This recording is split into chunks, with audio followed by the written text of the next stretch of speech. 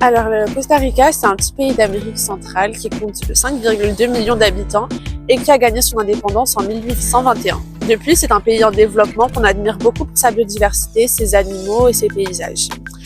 Sa langue principale, c'est l'espagnol. La capitale, c'est San José. Et c'est un des pays qui est considéré comme les plus heureux du monde. De plus, grâce à ses politiques, il est grandement admiré par ses voisins et les autres pays d'Amérique latine. En plus de son histoire et de ses valeurs, le Costa Rica est connu pour être très engagé dans le tourisme vert. Par exemple, ils ont construit des parcs naturels dans quasiment toute leur ville et ont axé toutes leurs activités sur le tourisme autour de la nature et des animaux. Ils proposent des centaines d'activités différentes, comme des randonnées en forêt, comme aller observer la ponte des tortues, voilà des activités assez incroyables. Ils sont très très respectueux et par exemple ils ont une expression qu'ils utilisent quasiment tout le temps qui est pura vida. Littéralement ça veut dire pure vie, mais en réalité ils l'utilisent pour dire quasiment tout. Pour dire merci, pour dire de rien, pour tout en fait, tous les jours. Et je pense que ça les résume vraiment très très bien comme expression. Par exemple, vous ne verrez jamais un de leurs habitants jeter un mégot par terre. Alors pour toutes celles qui voudraient aller en voyage là-bas, quels sont les prix ? Donc nous, on va se baser sur la période d'août, qui est leur hiver à eux, mais il fait quand même assez chaud pour vous baigner à la plage, ne vous inquiétez pas. Donc au niveau des prix des avions, c'est à peu près 900 € par personne aller-retour. Ensuite, on vous conseille là-bas de louer une voiture sur place et d'y rester au moins 2 semaines pour bouger à travers toutes les différentes petites villes et découvrir plein de paysages très différents. Donc la location de voiture, c'est à peu près 600 € la semaine. Ensuite, au niveau des hôtels, du coup, vous en aurez à peu près pour 50 € par personne, par jour. Et au niveau de la nourriture, pareil, ça sera dans les alentours de 40 €, 50 € pour le repas du midi et du soir. Donc c'est un pays qu'on appelle la Suisse de l'Amérique, donc ça coûte quand même assez cher.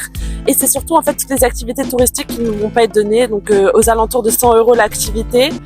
Et en fait vraiment tout ce qui est lié au tourisme. Par exemple en Magnette ça coûte 8 €, mais pour manger ça sera beaucoup moins cher. Donc voilà, mais par contre c'est un pays à faire absolument une fois dans sa vie qui est vraiment beau si vous en avez la possibilité. Ok, donc maintenant on va aborder le thème de la mode au Costa Rica. Comme on l'a dit tout à l'heure, il faut savoir que le Costa Rica c'est un pays où on parle espagnol, mais pourquoi ? Pourquoi est-ce qu'il parle espagnol au Costa Rica ? Tout simplement parce que c'est un pays qui a été colonisé par l'Espagne au XVIe siècle. Donc quand les Espagnols sont venus au Costa Rica et ont colonisé tout simplement, ils n'ont pas seulement inculqué que la langue. Ils ont aussi inculqué les traditions telles que les vêtements, donc c'est ce qu'on va aborder. Ils ont ramené leur tenue avec plusieurs influences européennes, etc.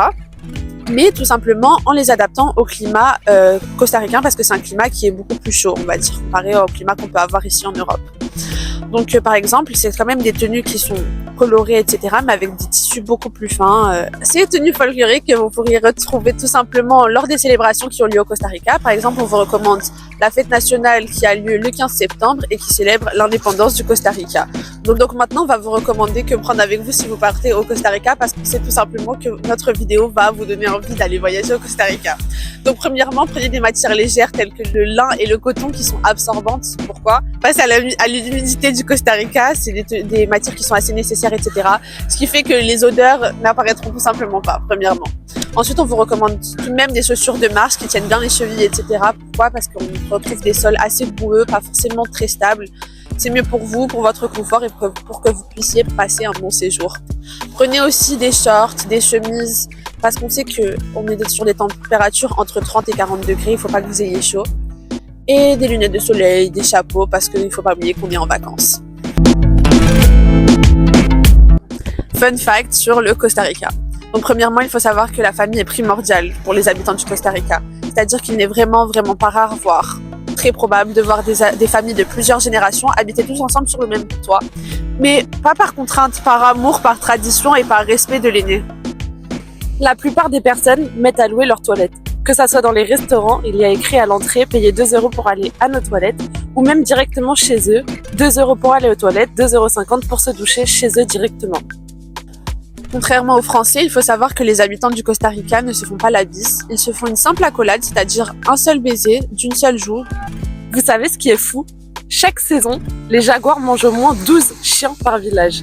Les jaguars, il faut savoir qu'on ne les voit quasiment jamais. C'est très très rare d'en voir, mais le soir, ils viennent dans les villages et il faut savoir que les habitants laissent tous leurs chiens dehors et donc tout simplement, ils se servent. Vous savez quel est l'aliment phare du Costa Rica? Il s'agit du haricot. Du petit déjeuner au dîner, il ne quitte pas les cuisines des habitants. Il est souvent accompagné de riz ou de friture de bananes, suivant les envies et les goûts de chacun.